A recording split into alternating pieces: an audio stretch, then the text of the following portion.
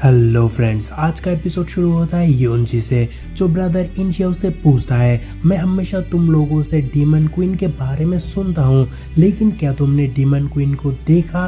तभी इंशिया उस बात का जवाब डरे हुए बोलता है, मैंने बस देखा ही नहीं, बल्कि उनकी डर अभी भी मेरे अंदर मौजूद है।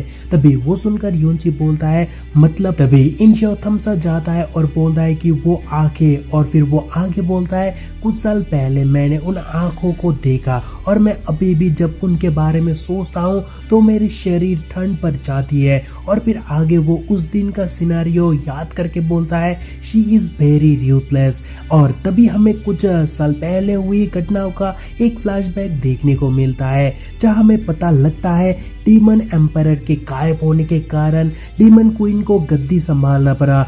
लेकिन बहुत से गधे डीमन क्वीन के खिलाफ हो गई, सोचकर कि लड़की है क्या ही कर लेगी। लेकिन तभी रूथलेस डीमन क्वीन अपनी खौफ को लोगों के दिलों में जिंदा करती है, सारे रेबिलियन के सिर को धर से अलग करके। और ये सब सुनकर योनजी भी अच्छा, तो फिर वो तो काफी रूथलेस है। और फिर वो बोलता है कि कम ऑन, चलो उस बारे में और बातें नहीं करते हैं, क्योंकि सेंटेनियल सेरेमनी के लिए बस एक मंथ बाकी है। सो हम उसकी तैयारी के लिए सोल्जर्स को हर जगह तैनात कर देंगे।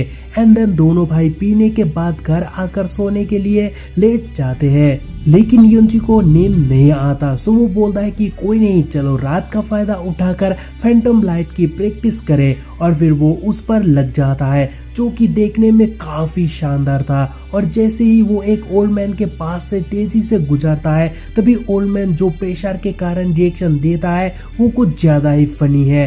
एंड ही भी लाइक, क्या ये रफ्तार किसी बड़ी फैमिली से एम्पायर का नहीं?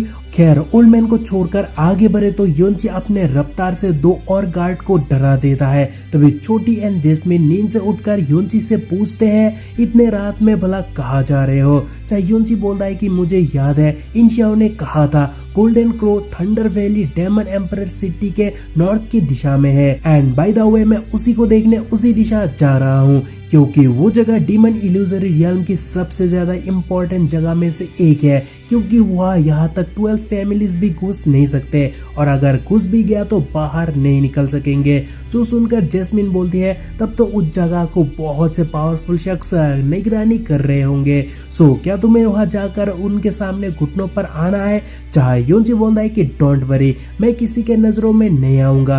और फिर योनजी आगे बढ़ने लगता है, लेकिन कुछ देर बाद वो जगह को अच्छे से देखकर बोलता है कि अजीब बात है, ये जगह डीमन इल्यूजरी रियल्म से महज 100 मील दूर है, लेकिन यहाँ दूर दूर तक ना ही कोई बीस्ट है ना ही कोई इंसान। और उतने में छोटी को एक चमकता हुआ चीज दिखाई देता है। सो वो चीखने लगती है कि वो देखो उस चमकती हुआ चीज को, वो काफी डिलीशियस लग रहा है। जहाँ योनजी भी लेट्स गो एंड चेक करते हैं। और वहाँ आते ही योनजी पास आकर बोलता है कि अरे ये तो बस एक लेक है, खाने का चीज बिल्कुल भी नहीं है। जहाँ वो देखकर छोटी नाराज हो जाती है और कहती है, शिट, मुझे लगा कोई डिलीशियस खाना होगा। लेकिन तभी जेस्मिन को वहाँ किसी की खुशबू आने लगती है। सो योनजी को नीचे जाने बोलती है ताकि वो उस खुशबू को क्लोजली एग्जामिन कर सके। तभी जेस्मिन की सीरियसनेस को देखकर योनजी भी लाइक, तुमने क्या देखा, प्लीज बोलो जा। तभी जेस्मिन भी लाइक, वेट, डोंट डिस्टर्ब। और फिर जेस्मिन ध्यान लगाकर बोलती है, वेट,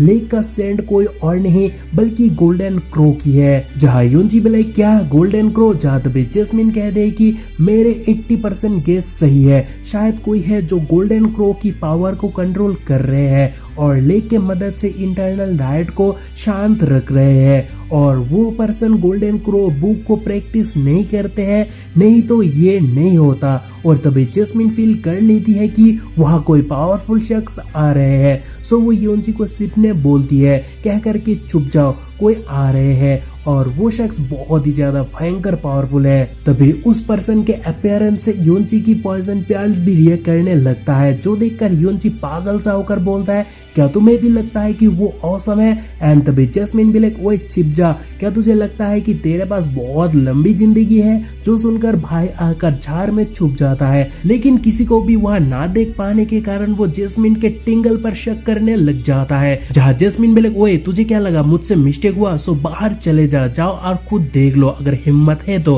तभी वह भयंकर रेड ऑरा अपेयर होता है जो देखकर यूनची भी लाइक व्हाट द हेल, अब ये क्या है। तभी हमें ऑरा के बीचों बीच डीमन क्वीन को देखने को मिलता है, लेकिन यूनची को पता नहीं वो डीमन क्वीन है। सो वो उसकी अपीयरेंस से शॉक्ड होता है और बोलता है कि आखिर वो किस तरह का मॉन्स्टर है। और फिर वो आगे बोलता है कि वो कम से कम मिडिल स्टेज एम्परर का तो पक्का है। और फिर वो शुक्रगुजार होता है अपने लाइटिंग पोल का जिसे उसने हाल ही में मास्टर किया, क्योंकि नहीं तो उसे डर था कि डीमन क्वीन उसे फाइंड आउट कर लेती।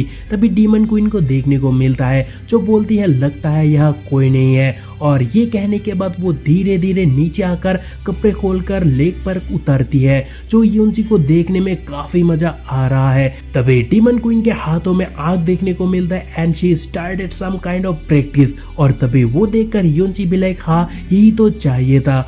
और उसके नाक से खून भी टपकने लगता है। और वो क्यों टपक रहा है I think I don't need to explain that. लेकिन तभी डीमन क्वीन को देखने को मिलता है जहाँ उनकी आंखों पर टेंशन दिखाई देती है and she say not good, golden crow inferno फुटने वाला है। और तभी वह एक धमाका होता है जिसके कारण क्वीन हवा में तैरने लगती है। लेकिन उस दौरान यूनची को बहुत भयंकर नजारा दिखाई दिया है और उसका नाक भी एक्सप्लोर होता है एंड ही भी लाइक डैम मुझे कौन बचाएगा। जहाँ नेक्स्ट सीन देखकर मेरा भी हाल यूनची के तरह ही हो गया था।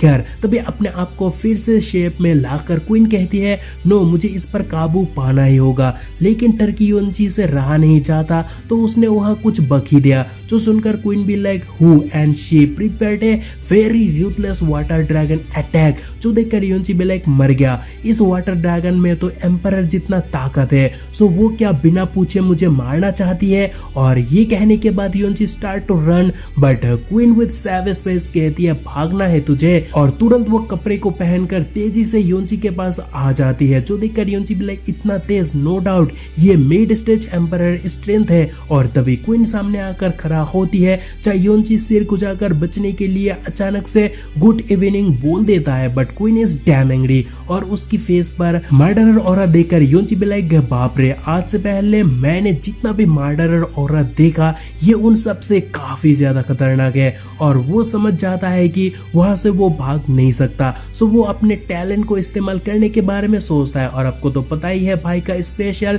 टैलेंट क्या है। और क्या भाई फ्लर्टिंग पर लग जाता है। लेकिन क्वीन भी लाइक गुस्ताखी की कोई गुंजाइश नहीं है। जहाँ यूनची भी लाइक लगता है टैलेंट अक्सर काम नहीं आता, सो भागने में ही भलाई है। और क्या थंडर पावर को एक्टिव करता है और वो भागने लगता है, जिसे देखकर गुस्सा होकर क्वीन आंख निकाल कर कहते हैं कि उसे मार डालो।